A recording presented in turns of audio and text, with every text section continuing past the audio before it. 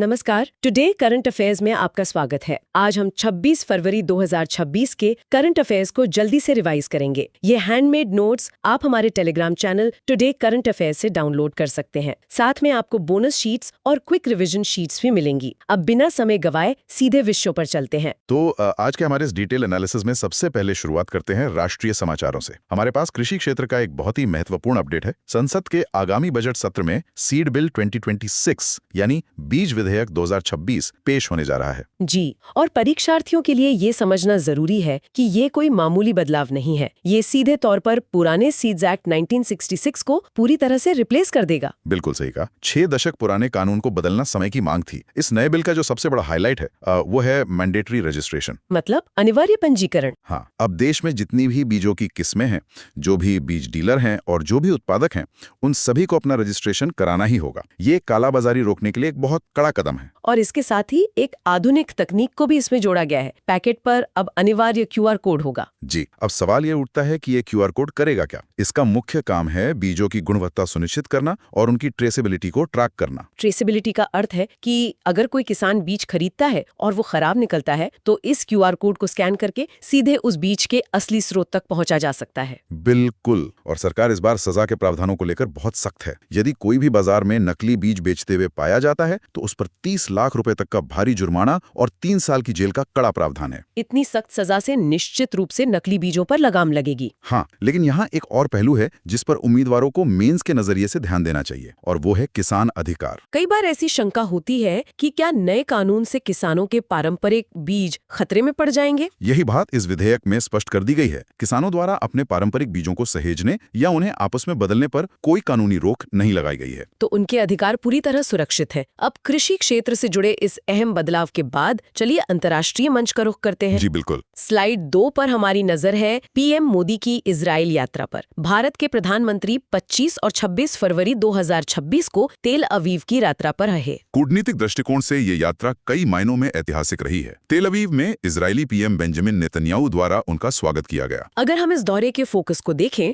तो पूरी बातचीत 3 मुख्य क्षेत्रों पर केंद्रित रही। ये हैं डिफेंस, टेक्नोलॉजी और वाटर मैनेजमेंट। इजराइल इन तीनों ही क्षेत्रों में ग्लोबल लीडर है। रक्षा सहयोग की बात करें तो कुछ बहुत ही एडवांस प्रोजेक्ट्स पर चर्चा हुई है। इनमें सबसे प्रमुख है सुदर्शन चक्र, जो कि एक उन्नत एयर डिफेंस प्रणाली है। जी, और इसके साथ ही इजराइल के विश्व प्रसिद्ध आयरन डोम सिस्टम को लेकर भी दोनों देशों के बीच सहयोग की बात हुई है। इन सैन्य समझौतों के साथ साथ अंतर्राष्ट्रीय कूटनीति को समझने वाले छात्रों के लिए यहाँ भारत की डी-हाइफिनेशन नीति को समझना सबसे ज्यादा जरूरी है। बिल्कुल, कई बार परीक्षाओं में ये टर्म सीधे पूछ लिया जाता है। डी-हाइफिनेशन का सीधा सा अर्थ है कि भारत फिलिस्तीन और इजराइल दोनों के साथ अपने अपने अलग और स्वतंत्र संबंध रखता है। हम इजराइल के साथ अपने संबंधों को फिलिस्तीन के नजरिए से नहीं देखते। सही कहा, ये भारत की स्वतंत्र विदेश नीति का बेहतरीन उदाहरण है। इसके अलावा प्रथम विश्व युद्ध के दौरान भारतीय सैनिकों की याद में पीएम मोदी ने हाइफा मेमोरियल पर श्रद्धांजलि भी अर्पित की। ये दोनों देशों के ऐतिहासिक जुड़ाव को भी दर्शाता है। चलिए अब अंतर्राष्ट्रीय कूटनीति से वापस देश की ओर लौटते हैं। स्लाइड 3 पर सरकारी योजनाओं के तहत एक बहुत अहम पहल है मिशन डिजिटल श्रम सेतु। नीति आयोग ने अपनी एक report AI for inclusive development में इस मिशन का प्रस्ताव रखा है। इस मिशन का स्केल बहुत विशाल है। इसका मुख्य लक्ष्य 490 मिलियन अनौपचारिक यानी इनफॉर्मल श्रमिकों को जोड़ना है। हाँ, अब तक हमारा असंगठित वर्ग तकनीकी लाभों से थोड़ा दूर रहा है, लेकिन अब AI,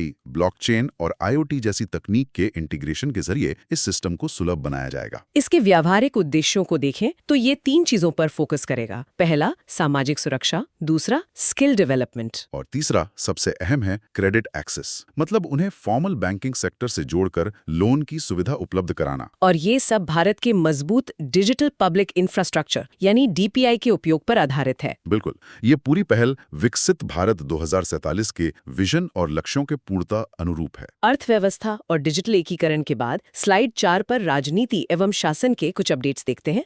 यहाँ फिर से बीज विधेयक का एक प्रशासनिक पहलू है। जी, इस विधेयक के तहत केंद्रीय और राज्य स्तर पर बीज समितियों के गठन का प्रावधान है। यहाँ संघवाद का एक अच्छा उदाहरण है। हाँ, क्योंकि इसमें स्पष्ट किया गया है कि राज्य सरकारों की जो शक्तियां हैं वो बरकरार रहेंगी, मतलब उनकी ऑटोनॉमी इंटैक्ट रहेगी। इसी स्लाइड पर राजनीति के इतिहास से जुड़ी दो अन्य खबरें भी हैं। पहली, चेन्नई में 101 वर्ष की आयु में वयोवृद्ध कम्युनिस्ट नेता आर नल्लाकन्नू का निधन हो गया है। वे एक महान स्वतंत्रता सेनानी और सामाजिक न्याय के योद्धा थे। दूसरी घटना राष्ट्रपति भवन से है, जहां सी राजगोपालाचारी की प्रतिमा का अनावरण किया गया है। परीक्षाओं में उनके ऐतिहासिक महत्व पर अक्सर सवाल बनते हैं। वे मंदिर प्रवेश के प्रखर समर्थक थे, लेकिन साथ ही अनिवार्य हिंदी नीति के आलोचक भी रहे। अब स्लाइड 5 की ओर बढ़ते हैं, जो अर्थव्यवस्था एवं बैंकिंग से जुड़ी है। आरबीआई ने एक नया प्रस्ताव जारी किया है। ये बहुत महत्वपूर्ण प्रस्ताव है। इसमें बैंकों के लाभांश भुगतान यानी डिविडेंड पर 75% की सीमा तय कर दी गई है। इसके पीछे का मुख्य कारण क्या है? इसका मुख्य कारण है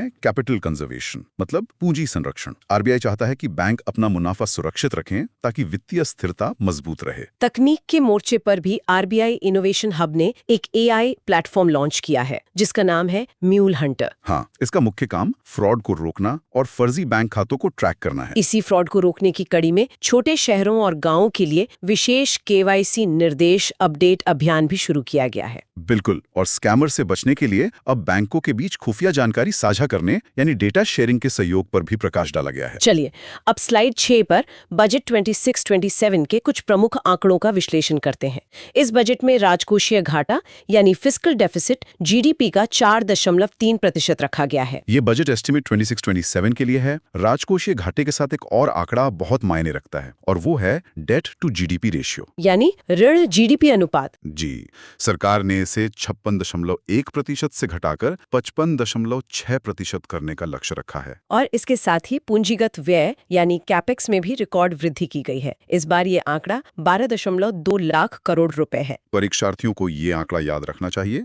इसके अलावा 1 अप्रैल 2026 से नया प्रत्यक्ष कर लागू होने जा रहा है, जिसे इनकम टैक्स एक्ट 2025 नाम दिया गया है। सरकार ने इस बजट को 3 मुख्य कर्तव्यों पर केंद्रित किया है: आर्थिक विकास, आकांक्षाएं और सबका साथ सबका विकास। बिल्कुल, इन 3 पिलर्स पर ही आगे का पूरा इकोनॉमिक फ्रेमवर्क आधारित है। अब स्लाइड 7 पर विभिन्न रिपोर्ट और रैंकिंग की बात करते हैं। यहाँ फिर से नीति आयोग की report AI for inclusive societal development का जिक्र है। इस रिपोर्ट का फोकस क्षेत्र बहुत खास है। ये एआई के उपयोग को ग्रामीण भारत पर केंद्रित करती है, विशेषकर कृषि और स्वास्थ्य सेवाओं में। आर्थिक विकास दर के मोर्चे पर भी आंकड़े हैं। वित्तीय वर्ष 2025-26 के लिए वास्तविक जीडीपी अनुमान 7.4% की वृद्धि दिखा रहा है। इस तेज ग्रोथ के साथ सरकार ऋण लक्ष्य को लेकर भी गंभीर है। जैसा हमने पहले बात की, 2030-31 तक डेट टू जीडीपी को 50% तक लाने का लक्ष्य है। और महंगाई को लेकर आरबीआई ने मौजूदा ढांचे को बरकरार रखा है, जिसका लक्ष्य 4% है। जी, इन्फ्लेशन टारगेटिंग का ये 4% वाला नियम पहले की तरह ही लागू रहेगा। स्लाइड 8 पर विज्ञान एवं प्रौद्योगिकी के क्षेत्र की खबरें हैं। डीआरडीओ द्वारा गगनयान के ड्रोग पैराशूट का सफल परीक्षण किया गया है। अंतरिक्ष विज्ञान के दृष्टिकोण से ये बहुत अहम है।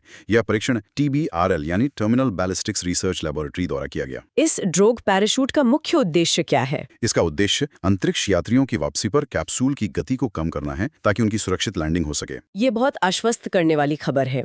वहीं इसरो ने PSLV C61 और C62 की विफलताओं के विश्लेषण के लिए एक टीम का गठन किया है। हाँ, इसमें सेवानिवृत्त वैज्ञानिकों की टीम शामिल है, और इस जांच रिपोर्ट की डेडलाइन अप्रैल 2026 से पहले तय की गई है। इसरो हमेशा अपनी विफलताओं से सीखता है, और ये कदम उसी दिशा में है। अब स्लाइड 9 पर रक्षा एवं सुरक्षा पर आते हैं। यहाँ भारत और इजराइल के बीच AI सुरक्षा तंत्र प्रोजेक्ट सुदर्शन चक्र की चर्चा है। इस सहयोग के तहत मुख्य रूप से रडार, ड्रोन और बॉर्डर सर्वेलेंस यानी सीमा निगरानी तकनीक पर काम किया जाएगा। बिल्कुल। इसके अलावा भारत और जापान के बीच अभ्यास धर्मगार्जन शुरू हुआ है। परीक्षार्थियों को इसका स्थान याद रखना है। ये चौबटिया उत्तराखंड में हो रहा है। भारतीय वायुसेना यानी IAF ने भी पोखरण में अपना अभ्यास किया है। और आंतरिक सुरक्षा को लेकर गृह मंत्रालय का एक कड़ा निर्देश आया है। इसमें विदेशी ड्रग तस्करों के डिपोर्टेशन यानी निर्वासन पर जोर दिया गया है। स्लाइड 10 पर पर्यावरण एवं भूगोल खंड में NGT का एक अहम आदेश है। राप्ती नदी के इकोसिस्टम को बचाने के लिए सुआव नाला को नदी घोषित किया गया है। भूगोल के छात्रों के लिए यहाँ राप्ती नदी का उद्गम समझना जरूरी है। ये नेपाल में धौलागिरी और महाभारत रेंज के बीच से निकलती है। और ये भी याद रखना है कि ये घाघरा की बाईं सहायक नदी है। बिल्कुल। भूगोल से जुड़ी एक और खबर अर्जेंटीना से है। वहाँ स्थित माउंट अकोंकागुआ अकोनगुआ पर भारतीय टीम ने अपना अभियान पूरा किया है। इस चोटी के महत्वपूर्ण तथ्य क्या है? यह एशिया के बाहर सबसे ऊंची चोटी है, जिसकी ऊंचाई 6961 मीटर है और इसका एक बहुत प्रसिद्ध उपनाम है स्टोन सेंटिनल। चलिए स्लाइड 11 पर संगठन एवं शिखर सम्मेलनों की बात करते हैं। इजराइल के पीएम द्वारा एक नया कूटनीतिक समूह प्रस्तावित किया गया है, हेक्सागन अलायंस। इसके संभावित सदस्यों में भारत, अरब देश, अफ्रीका और भूमध्य सागरीय राज्य शामिल होंगे। इस अलायंस का मुख्य उद्देश्य क्या रहेगा? इसका मुख्य उद्देश्य है क्षेत्रीय स्थिरता लाना और कट्टरपंथ का मुकाबला करना। इसी पृष्ठभूमि में पीएम मोदी ने इजराइल की संसद, जिसे नेसेट कहा जाता है, वहां अपना संबोधन दिया। उनके संबोधन का दर्शन बहुत गहरा था। उन्होंने यहूदी अवधारणा टिकुन ओलम यानी हीलिंग द वर्ल्ड का उल्लेख किया और इसे भारतीय दर्शन वसुधैव कुटुंबकम के साथ जोड़ा। जी, ये दोनों देशों के वैचारिक जुड़ाव को बहुत अच्छे से दर्शाता है। स्लाइड 12 पर खेल समाचार देखते हैं। रणजी ट्रॉफी फाइनल में जम्मू कश्मीर और कर्नाटक का मुकाबला हो रहा है। जम्मू कश्मीर का ऐतिहासिक प्रदर्शन रहा है। उनके स्टार खिलाड़ी शुभम पुंडीर ने शानदार शतक जड़ा और टीम ने 527 रन पर 6 विकेट का एक विशाल स्कोर खड़ा किया। अंतर्राष्ट्रीय क्रिकेट की बात करें तो आईसीसी रैंकिंग में भारत T20 और टेस्ट दोनों में शीर्ष पर बना हुआ है। खेल के मैदान से बाहर MS धोनी को पुणे ग्रैंड टूर 2026 के सद्भावना राजदूत के रूप में नियुक्त किया गया है। ये नियुक्ति इस आयोजन के लिए बहुत महत्वपूर्ण साबित होगी। पुरस्कार एवं सम्मान के लिए स्लाइड 13 पर चलते हैं। यरूशलेम में इजराइल संसद द्वारा पीएम मोदी को speaker of the Knesset medal से सम्मानित किया गया है। यह सम्मान भारत इजराइल रणनीतिक साझेदारी को मजबूत करने के लिए दिया गया है। इसी दौरान मेजर दलपत सिंह, जिन्हें हीरो ऑफ हाइफा कहा जाता है, उन्हें भी विशेष श्रद्धांजलि दी गई। और इतिहास से जुड़ा एक और तथ्य यहाँ है, पोलिश बच्चों को शरण देने वाले जाम साहब की प्रतिमा के बारे में भी जानकारी दी गई है। स्लाइड 14 पर नियुक्तियों एवं श्रद्धांजलि का खंड है। नीति आयोग में एक बड़ी नियुक्ति हुई है। निधि छिब्बर नई CEO बनी है। परीक्षार्थी ध्यान दें कि उन्होंने BVR सुब्रमण्यम की जगह ली है। इसके अलावा राजन बजाज को स्लाइस स्मॉल फाइनेंस बैंक का MD और CEO बनाया गया है। हरशरण कौर PSPCL PI बेहिला निदेशक कमर्शियल नियुक्त हुई हैं। रक्षा बलों में शत्रुजीत सिंह कपूर को ITBP के महानिदेशक के रूप में नियुक्त किया गया है। जिक्र हमने स्लाइड 4 में भी किया था। स्लाइड 15 में महत्वपूर्ण दिवस और 25 फरवरी के इतिहास की बात कही गई। आज कोई प्रमुख राष्ट्रीय या अंतर्राष्ट्रीय दिवस नहीं है, लेकिन ऐतिहासिक घटनाओं की बात करें तो 1964 में मोहम्मद अली, जो तब कैशियस क्ले थे, वे पहली बार वर्ल्ड हैवीवेट चैंपियन बने थे। 1945 में अमेरिकी सेना ने इवो जीमा पर कब्जा किया था और 1570 में इंग्लैंड की महारानी एलिजाबेथ प्रथम को पोप ने बहिष्कृत किया था। आज की थीम नीति रिपोर्ट के संदर्भ में AI फॉर ऑल तय की गई है। बिल्कुल, AI का लाभ सभी तक पहुंचना चाहिए। अब समय है स्लाइड 16 पर अभ्यास प्रश्न यानी MCQ प्रैक्टिस का। छात्रों के रिवीजन के लिए पहला प्रश्न है, बीज विधेयक 2026 किस वर्ष के अधिनियम की जगह लेगा? इसका सही उत्तर है विकल्प B 1966। दूसरा प्रश्न है, सुआव नाला जिसे नदी का दर्जा मिला वह किसकी सहायक नदी है? इसका सही उत्तर है विकल्प C राप्ती नदी। तीसरा प्रश्न, मिशन डिजिटल श्रम सेतु किस संस्था द्वारा प्रस्तावित है? इसका सही उत्तर विकल्प A नीति आयोग है। परीक्षार्थियों को इन प्रश्नों का नियमित अभ्यास करना चाहिए। अब स्लाइड 17 पर मेंस फोकस खंड है। यहाँ भारत इजराइल संबंधों पर गहराई से चर्चा की गई है। मेंस के लिए डी-हाइफिनेशन नीति और सामरिक महत्व बहुत जरूरी टॉपिक है। सामरिक स्वायत्तता का अर्थ है कि भारत फिलिस्तीन और इजराइल से स्वतंत्र संबंध रखता है। रक्षा सहयोग में भी एक बड़ा बदलाव आया है। जी, हम अब केवल क्रेता विक्रेता संबंध में नहीं हैं, बल्कि सह उत्पादन यानी को प्रोडक्शन की ओर बढ़ रहे हैं। अरब देशों जैसे UAE और सऊदी अरब और ईरान के साथ क्षेत्रीय संतुलन बनाए रखना भी उतना ही महत्वपूर्ण है। बिल्कुल। इसके अलावा कृषि और जल क्षेत्र में इजराइल की ड्रिप इरिगेशन तकनीक का भारत में विस्तार हो रहा है और कूटनीति के स्तर पर हेक्सागन अलायंस में भारत की संभावित भूमिका काफी अहम होने वाली है। स्लाइड 18 पर अब वन लाइनर के जरिए तेजी से रिवीजन करते हैं। बायोफार्मा शक्ति योजना के लिए 10,000 करोड़ रुपए आवंटित किए गए हैं। भारत का डेट टू GDP लक्ष्य 2030-31 तक 50% है। J&K रणजी ट्रॉफी फाइनल में कर्नाटका पर हावी है। राप्ती नदी हिमालय की धौलागिरी रेंज से निकलती है। शत्रुजीत सिंह कपूर ITBP के नए प्रमुख बने हैं और गगनयान का पैराशूट टेस्ट TBRL द्वारा किया गया है। PDF और क्विक रिवीजन शीट के लिए Telegram channel today current affairs join करें। अगर आपने यहाँ तक सुना है, अगर आपको हमारा एफर्ट पसंद आया हो तो चैनल को लाइक, शेयर और सब्सक्राइब करें। धन्यवाद।